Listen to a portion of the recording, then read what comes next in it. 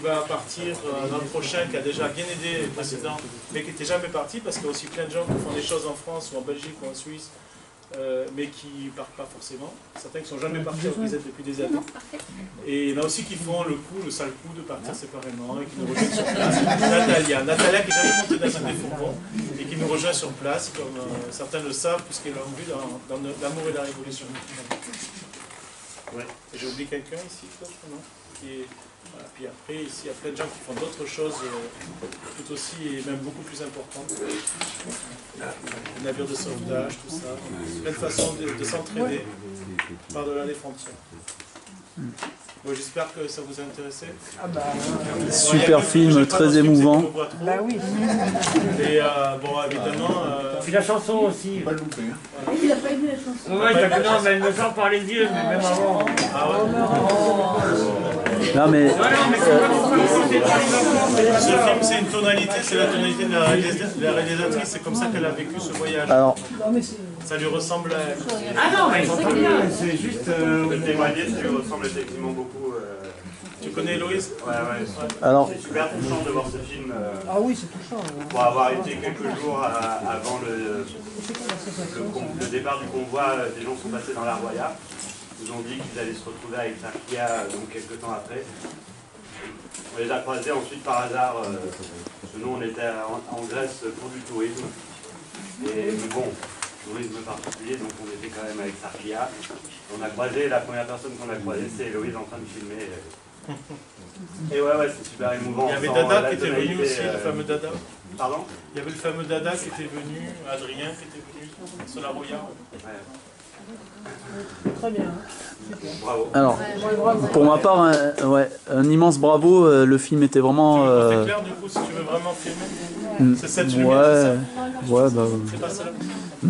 Tant pis, on On peut entendra. sortir les bouteilles si Et ouais, le film était vraiment très touchant, les chansons très belles, c'est vraiment très émouvant qu'il y ait des enfants et ça m'a fait, excusez-moi, mais ça m'a fait pleurer parce que ça m'a renvoyé à quelque chose de très touchant que j'avais vécu dans un squat à Nice il y a quelques années. C'était que, en fait, bon, on a conscience de ces choses-là quand on les voit à la télé, enfin, même si la télé, elle n'en parle pas beaucoup, évidemment, mais quand on lit, quand on en entend parler, mais quand on les vit, c'est tout à fait différent. Et quand j'avais vu plusieurs enfants qui écrivaient des messages d'amour lors d'un goûter qui était organisé dans ce squat, qui était, pour celles et ceux qui s'en souviennent, la Maison Grise à Nice. En 2010 et il y avait environ 145 demandeurs d'asile qui étaient dans cet immeuble et il y avait des enfants qui écrivaient des messages d'amour, qui écrivaient je t'aime dans toutes les langues qu'ils étaient en train d'apprendre. Et en fait j'étais avec une amie et puis il m'est venu d'un seul coup une pensée glaciale. Je me suis dit mais qu'est-ce que vont devenir ces enfants dans quelques semaines? Et là je suis sorti de la pièce pour pas pleurer devant eux. Et voilà, désolé pour cette émotion, mais ça me revient à ce moment-là. Voilà, mais je suis en même temps ému de voir qu'il y a toute cette solidarité, que dans ce monde qui est si dur, si cruel, qu'il y a aussi d'autres voies en dehors des sentiers battus. Et puis c'est bien d'apprendre ça aux enfants, c'est bien leur montrer qu'il y a autre chose. Et franchement, un immense bravo Yanis et tous les autres, et un immense merci, et puis courage à toutes et tous. Merci. Quand les convois sont dans une période un peu difficile, comme la dernière fois en novembre, c'est une période un peu tendue en Grèce, on ne prend pas d'enfants avec nous. Et sinon, le reste de l'année, comme la prochaine fois, par exemple, il y aura à nouveau des enfants, comme cette fois. Donc, il y aura des enfants de 9 ans, des fillettes de 9 ans, une petite fille de la ZAD de Notre-Dame-des-Landes de 3 ans aussi. Ça, c'est super. Avec nous, voilà, avec ses parents, bien sûr, pas ses parents, quand même. Elle est née sur la ZAD? Elle est née sur la ZAD. Ah ouais. Ah, ça, c'est merveilleux. Ah, mais il faut qu'elle vienne en Crète avec nous, alors. Elle viendra en Crète. Ah, super. Le prochain convoi aura pour but, entre autres, la connexion entre Notre-Dame-des-Landes et Castelli. Le projet d'aéroport qui existe en Crète. Voilà. il faut que la ZAD elle vive toujours, même si le projet d'aéroport a été abandonné, mais le monde qui va avec, il existe bel et bien toujours, et il faut que la ZAD elle tienne. Ce dimanche, on était sur la ZAD en train de projeter l'autre film, L'amour et la révolution. Et justement, c'était ça le sujet. Hein. C'était de ne pas laisser tomber. De ne pas laisser tomber la ZAD. Ouais, bientôt, ouais. C'est bon, il n'y a pas de questions pour quelqu'un? À partir du 1er avril, et ça sera pas une blague. Je me pose toujours la question qu'est-ce qui fait Vous voulez pas qu'on éclaire un tout petit peu? Qu'est-ce qui fait la spécificité d'Exarchia? Qu'est-ce qui fait la spécificité d'Exarchia? Que ce soit un quartier avec cette culture libertaire qui n'est pas du tout la violence qu'on voit à la musée grecque, qui est un endroit grec, ça reflète de la bienveillance et beaucoup d'énergie positive. Qu'est-ce qui fait qu'il y a cette concentration-là? C'est quoi l'histoire d'Exarchia? C'est la question que je pose. C'est un endroit incroyable. C'est un quartier qui est bâti sur une colline, qui est assez petit, avec 40 000 habitants, c'est-à-dire un centième d'Athènes. Au XIXe siècle, à l'époque de l'indépendance de la Grèce, après 400 ans d'Empire ottoman, durant laquelle Athènes était limitée à 10-15 000 habitants. Après cette indépendance, donc,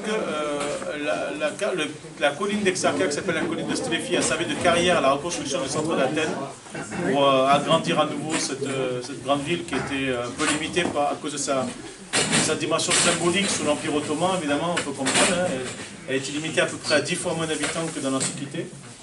Et donc, durant le milieu du XIXe siècle, donc, cette colline était une carrière. Puis ensuite, quand le centre d'Athènes a rejoint Exarchia, puisqu'en fait, Exarchia, c'est pas loin du centre, hein, c'est à peu près à 4 ou 5 G de cocktail Molotov. C'est une unité de mesure là-bas. Et donc, du coup, le quartier a été aménagé. Et la question s'est posée de savoir quel type d'habitants on allait installer sur place. En fait, très vite, on s'est rendu compte que c'est le meilleur endroit pour mettre les écoles, les universités, tout ça. Parce que tout simplement, il y a le centre politique tout près, l'acropole pas très loin non plus. Et en plus, comme c'est une colline en pente, pour les personnes très âgées, c'était pas formidable. Du coup, forcément, puisque c'était le pôle étudiant d'Athènes, forcément, très vite, il y a eu les imprimeries, les maisons d'édition, les libraires, etc. Donc finalement, il y a eu très vite de la culture, de la musique aussi, qui est vite arrivé, surtout à partir des années 20 avec les joueurs de Rebetiko, qui venaient de Smyrne, d'Asie mineure et tout ça. Un genre musical des catacombes de la cité, parlant des migrations, de la misère sociale, de questions existentielles aussi et politiques. Donc du coup, des années 1870 à 1920, ça a été déjà un lieu assez chaud, assez réputé dans Athènes. Si le quartier porte ce nom, c'est parce qu'il y avait un épicier qui portait le nom d'Exarchios et qui a annulé les dettes de ses clients les plus pauvres, tel Solon en Antiquité, tel Patsipras aujourd'hui, ou Merkel. Et du coup, la place a pris son nom, puis par extension le quartier. Voilà. Et enfin, durant le XXe siècle, pendant les moments difficiles, moments de dictature et tout ça, de guerre civile, Exarchia joue un rôle essentiel de résistance et de cache, de poche de résistance, et pas seulement lors de la dictature des colonels, durant laquelle Exarchia était le début de la fin. Dès que les colonels se sont attaqués à Exarchia, les jours, les semaines leur ont été comptés par la suite. Voilà. Donc, pour résumer ma réponse, à la fois un pôle culturel majeur, un pôle de jonction entre mouvement étudiant et mouvement ouvrier. Les typos, on sait que souvent ils sont assez politisés.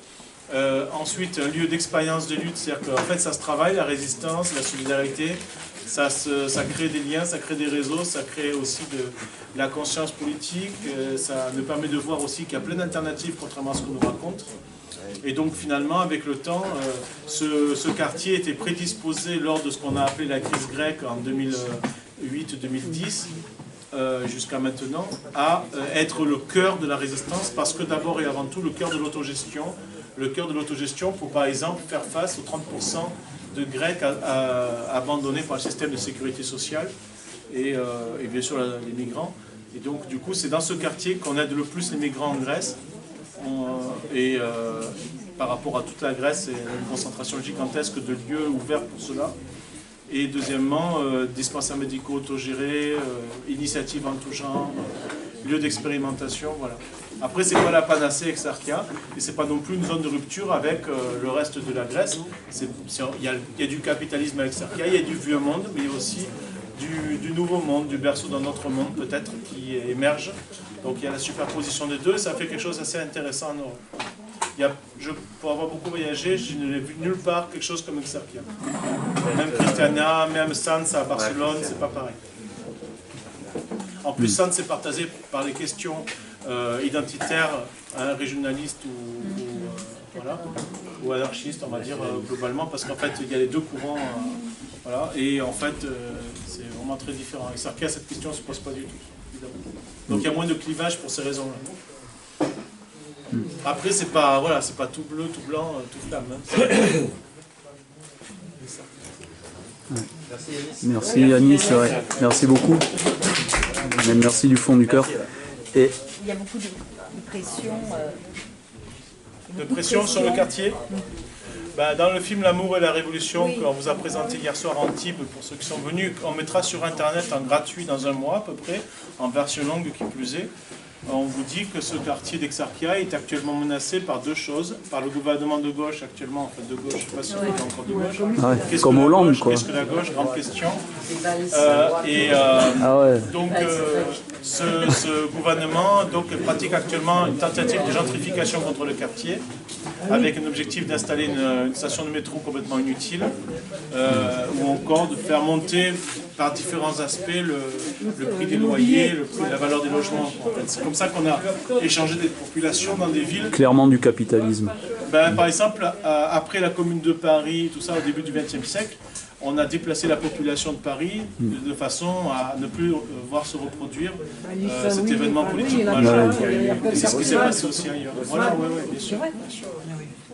Et après, deuxième menace sur Exarchia par rapport à la question, c'est un risque d'évacuation qui est déjà annoncé par le chef de l'opposition de droite, qui s'il arrive au pouvoir, comme c'est très probable, au plus tard en septembre 2019, lors des prochaines élections législatives, et comme c'est un régime parlementaire, c'est lui qui décide du pouvoir. C'est un régime parlementaire avec une seule chambre, donc la Voulie, la chambre des députés, 300 membres, et c'est eux qui décident qui est le Premier ministre, qui a tous les pouvoirs en Grèce. Le président n'a un rôle que symbolique par rapport à la Constitution. Voilà. Et donc du coup, en septembre 2019, il est probable que la droite revienne au pouvoir, s'il n'y a pas quelque chose qui se passe avant, ce qui est possible aussi. Je parle bien sûr d'insurrection sociale, etc. Tout ça, c'est possible en Grèce, même si on ne sait pas, bien sûr, quand ce genre de choses peuvent arriver, mais c'est vrai qu'il y a une maturation très forte, donc tout est possible. Et en plus, le gouvernement grec est soutenu par un parlement, donc Tsipras est soutenu que par 2 voix de majorité au parlement, c'est pas beaucoup. Et il y a deux ministres qui ont démissionné à 15 jours après avoir mis le doigt dans le pot de confiture, donc du coup, le gouvernement de Tsipras il tient un peu de choses aujourd'hui. Donc si la droite revient, le Premier ministre potentiel, le chef de la droite, a clairement annoncé que son objectif numéro un, c'est d'évacuer Exarchia par la force. Ils veulent virer tout le monde, ça va être l'émeute, ça va être le fort. Les colonels, quand ils ont fait ça, ils sont tombés. Mais après, voilà, l'histoire ne se répète jamais tout à fait comme on le croit. Hein. Mais la résistance, elle perdurera. La résistance perdurera. Moi je pense. Mais après, ça dépend de nous. Hein. Tout ça, ça dépend de nous partout. Hein. L'histoire, elle s'écrit ensemble. Parce que c'est un quartier, comme je dis, c'est un quartier qui est vraiment intégré à Athènes. C'est pas un quartier marginal. C'est pas un quartier en rupture. C'est un quartier marginal, mais pas en rupture. Mais pas en marge de la ville. Quoi. Il n'est pas en marge de la ville, il est marginal au niveau de la façon de vivre. En partie, quoi, parce que comme tu dis, il y a tout qui se côtoie. Oui, mais il n'y a pas de... Dans le film L'amour et la révolution, vous verrez qu'il n'y a pas, même dans la bande-annonce longue de L'amour et la révolution, que vous pouvez déjà trouver sur Internet, vous verrez que dans le centre d'Exarchia, il n'y a pas de grand supermarché, il n'y a pas de banque, il n'y a pas de commissariat de police au centre d'Exarchia, il n'y a pas d'église, il n'y a pas... Enfin, c'est vraiment un peu à part, quoi. Hein. Et la police a du mal à rentrer, et quand elle rentre, elle repart assez vite. Même si quelquefois elle évacue des squats, et les squats sont repris le lendemain ou le surlendemain. Là, c'est cadenas. Ce que je veux dire, c'est que c'est un quartier populaire où les gens vont se balader sans avoir peur de quoi que ce soit. On veut leur faire peur. Les médias donnent une mauvaise réputation avec Exarchia, mais en réalité, c'est le quartier le plus tranquille à Athènes.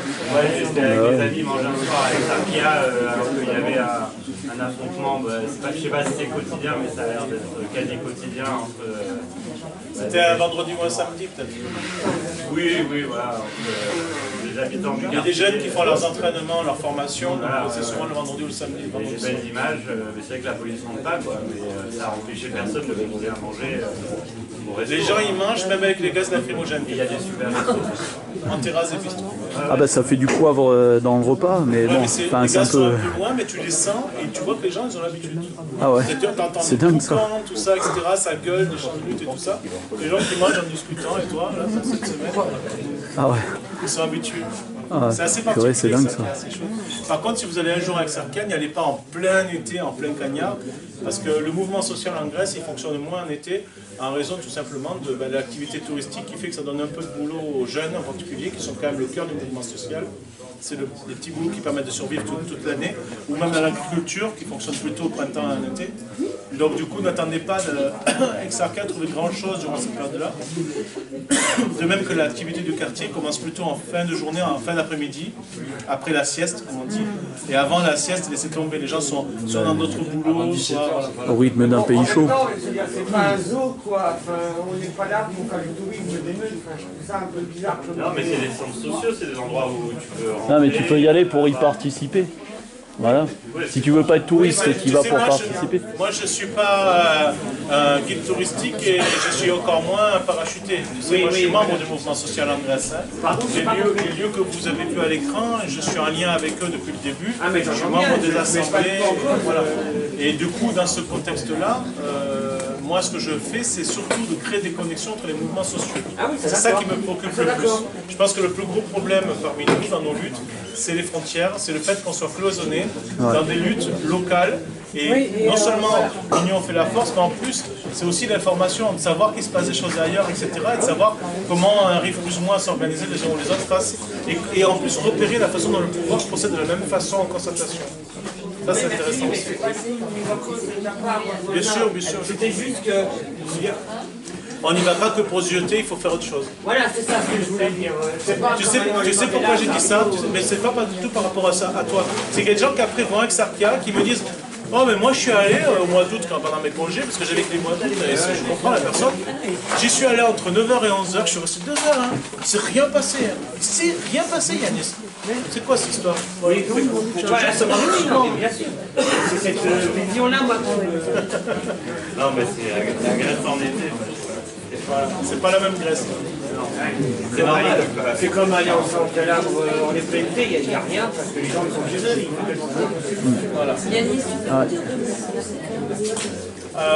On mange un peu et on grignote un peu et après on parle du procès parce qu'il y a des gens qui voudraient qu'on parle du procès après, tout à l'heure. Ouais. Tout à l'heure. Non mais par respect pour les autres, il faudrait faire les trucs. Il faudrait passer le procès après. Tu vois, dans 10 minutes, à 15 heures. Au passage, Comme ça, chacun parlera. L'adresse du collectif.